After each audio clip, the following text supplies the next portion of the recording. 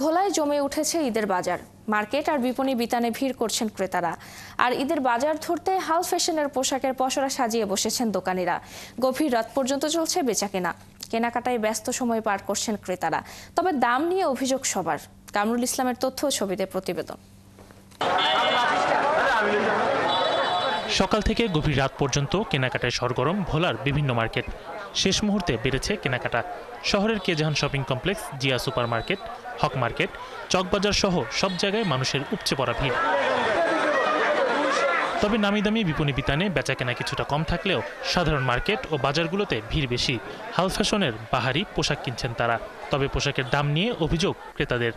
আসছি বাচ্চাদের জন্য ঈদের কেনাকাটা করার জন্য। নতুন নতুন বের হয়েছে, এখন দামাদামি এখনো দেখি নাই, দেখবো, ভালো লাগছে। গতবারে যেরকম ড্রেস ছিল, যে দাম ছিল, এবার ড্রেসের মান একটু কম কিন্তু দামটা বেশি।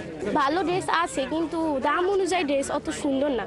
আর ক্রেতাদের আকর্ষণ করতে বিদেশি বাহারি সব পোশাক ও পণ্যের পসরা সাজিয়েছেন বিক্রেতারা। 15 রোজার পর থেকে বিক্রি ভালো হচ্ছে বলছেন তারা। তো একটা মাল পাইছি, সেটা হলো হীরা মান্ডি।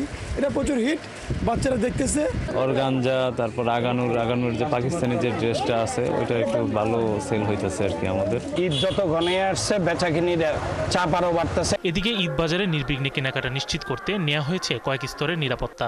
আমাদের চেকপোস্ট আছে, টহল ডিউটি আছে, পাশাপাশি আমাদের গুরুত্বপূর্ণ যে বিপণী বিতানগুলো আছে সেটার সামনে আমাদের স্ট্যাটিক পুলিশ থাকবে। এর বাইরেও আমাদের গোয়েন্দা পুলিশ কাজ করছে।